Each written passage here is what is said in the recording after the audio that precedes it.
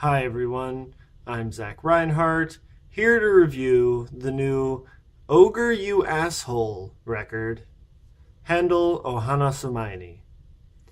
Ogre You Asshole is an indie rock band that's been around since the early 2000s, and this is their, I don't know, like eighth record, something like that.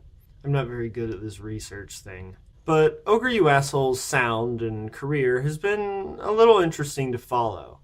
They started out making pretty poppy indie rock stuff that was kind of typical of the time, though they were definitely one of the better bands doing it. They eventually got signed onto a pretty big record label and were experiencing a lot of success. Their albums were, consistently top 50 on the charts when they came out. But then, a few years ago, several years ago, their bassist left, and they kind of completely reworked their sound in a lot of ways. Their new songs were much slower and much more kind of spacey. They started incorporating elements of jazz into their songs, and overall just became a little less poppy and a little less kind of upbeat. Though this sound change was not to the delight of every fan, I certainly enjoyed this new trajectory, and they've done some really good stuff with it, kind of culminating in their last album, which ended up getting released on P-Vine Records, as well as this record is also on P-Vine Records, Papercraft, which was released, I think, 2 years ago, 2014, and was a really solid record. It was one of my favorites of the year, and they really kind of widened their sound palette. They incorporated a lot of other instrumentation, from synths to horns and flutes and such. And so I loved their last record, and I was understandably looking forward to this one. And though I do think that this record is a little bit of a step down from Papercraft in overall quality, I think Handel o Hanasumaini still has a lot to offer.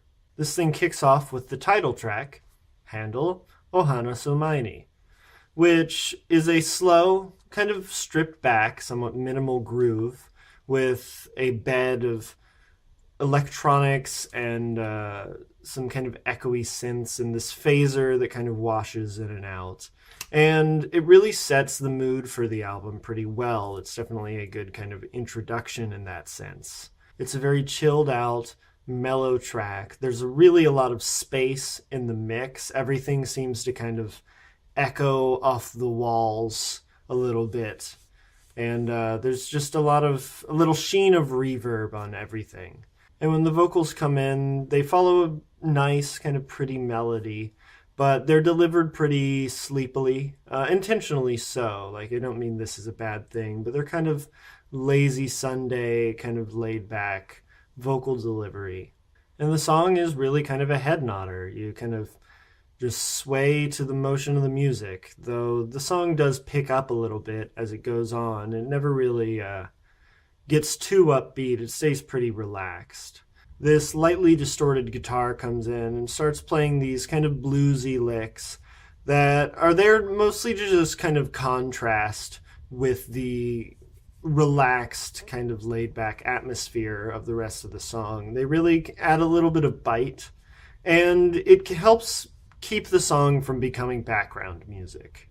It really adds a little bit more intrigue and a little bit more growth as the song kind of slowly builds over its runtime. The song is smooth, it's slow, it's very relaxed, but it has a lot of intrigue to it as well. There's a lot of sound play, and there's always something to listen to. And the next two tracks follow a very similar pattern, though to somewhat less effect. I find these two tracks to be a little bit forgettable in comparison with the opener. Kantan Najiyu and Nakushita, respectively, have both their own interesting aspects and things that set them apart from Handel o Hanasumaini. But I just find it doesn't enthrall me quite as much as the opener did.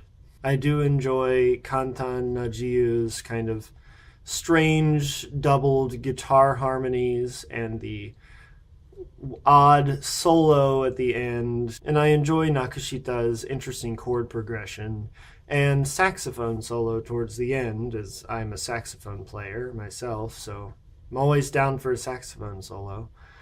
But I just find that I'm left a little wanting at the end of these tracks, both. They don't really stick with me. They don't really leave something with me. I don't have some desire to return to them after I'm done. And that's a problem that pops up a few times on this album. I'd say about half of this album, while it all has interesting parts, is a little bit underwhelming. But that is definitely not the case with the fourth track, Ano Kibun de Mo Ichido. This song kicks off with these clean guitar chords that are a little staccato, and when the rest of the band comes in, this is a lot more upbeat and kind of poppy than the rest of the songs have been thus far, though it doesn't really stray too far from its pretty relaxed, kind of reverby, spacey atmosphere. This is the first time that Ogre You Asshole really try to make a catchy, kind of earworm chorus, and it works pretty well. The chorus is definitely memorable, and the song overall has a really nice groove to it. Right after the chorus, there's this little instrumental interlude part that pops up a couple times on the song that introduces these flutes that play in harmony with each other and the guitar and its chords. And they play this very simple, but still very beautiful melody. And it's at this point where I kind of realize just how good the groove from the rhythm section is on this song. It's really like infectious. It makes you just want to kind of get up and move about. Not really get up and let loose, as this song is still pretty mellow, but just sitting down just doesn't feel quite right when this song is playing. The vocals are delivered with the same kind of relaxed atmosphere, and they go over well, and the chord progression on the guitar is actually kind of interesting. It does a lot of interesting changes, and there's actually a little key change towards the end. And, it's not your typical just like pop 4-chord structure. It's got some intrigue to it. And overall, I just really like this track. I think it goes over really well in all aspects. It has some interesting experimentations within it, but it's also very poppy and very accessible. Skipping ahead a little bit, we have the track Netsukenai, which is Ogre You Asshole's best Fishman's impression. It has a chilled out rhythm section with these electric keyboard chords being played on the upbeat that give it this kind of Fishman's-y dub reggae vibe. And the whole feel of it is really tied together with this spacey, echoey guitar and the kind of soft, understated vocal delivery. This song is solid, and it has some interesting aspects to it, and it's definitely a more modern take on the kind of Fishman's dub reggae Radiohead kind of sound. But this is another track that I find a little bit underwhelming, a little bit forgettable.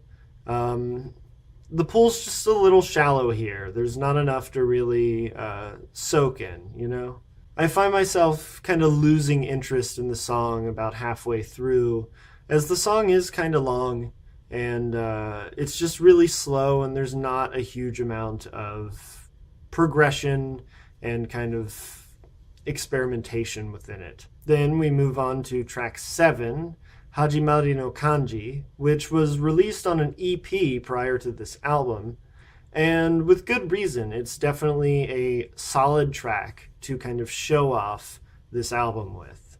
It starts off with these reverbed out, kind of chorused guitar chords that make me think like, oh, we're in store for some indie rock. But when the rest of the band comes in, we get this second guitar part that has this wah-wah pedal on it and is kind of funky, kind of like slow R&B funk, and like it's almost to the point of being like cheesy, but they keep it just quiet enough in the mix in the background where it's not really an issue.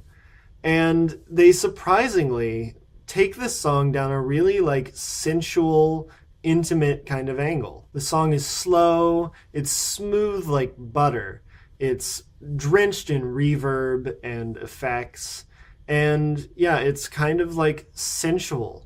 And they pull it off surprisingly well. Like, I was not expecting this out of an Ogre You Asshole track, but here it is, and I surprisingly like it quite a lot. Like, it's a pretty good track. But I think they even top that song in the kind of decadence and lushness category with the closer, Moshiatta Nara. This song starts off with this reverby, clean guitar and these vocoder chords that come off as really tropical. And when the laid back rhythm section and the kind of twittering electronics come in, I'm really reminded of like Haruomi Hosono in the like mid to late 70s era, like some of his solo stuff. And once all the instruments are in and the synths come in and the flutes come in later on and you get this slide guitar, the song is really kind of intoxicating. It kind of washes over you, and just you get kind of lost in it, or at least I do. It has this really nice kind of meandering set of melodies that just wander throughout the song.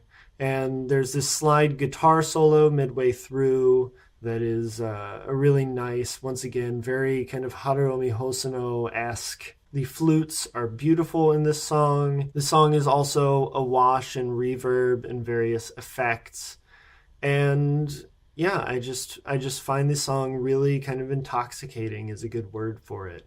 It's a very compelling track, and it's a very good closer to the album. Overall, I'm enjoying this album.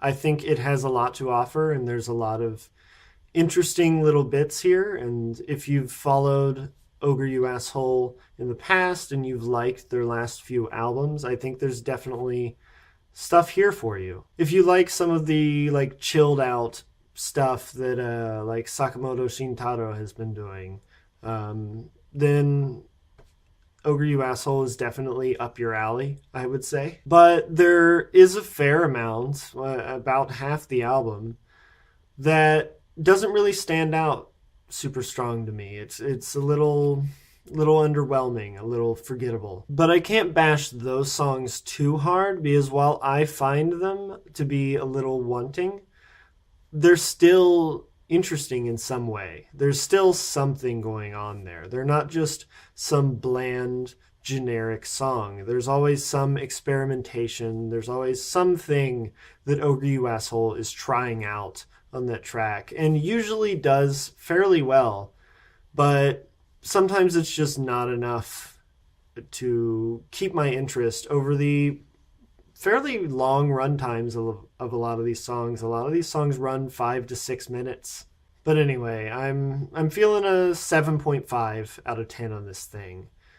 It's a pretty solid record overall. Like, it's definitely worth a listen if this sounds up your alley. There are a lot of good, interesting elements going on this album, but they're just not consistent enough across the whole runtime. There are a lot of little dry patches where I find myself kind of meandering away from the music in my mind and thinking about other stuff. And then I kind of come back to the music like, oh, what happened? But overall, a pretty solid release from Ogre You Asshole. They've still, got what it takes to make some good music. And that's it for me. New Ogre You Asshole record. It's called Handle o Hanasu Mae. And check it out if this sounds up your alley, if you're into really chilled out, kind of spacey rock music. Peace.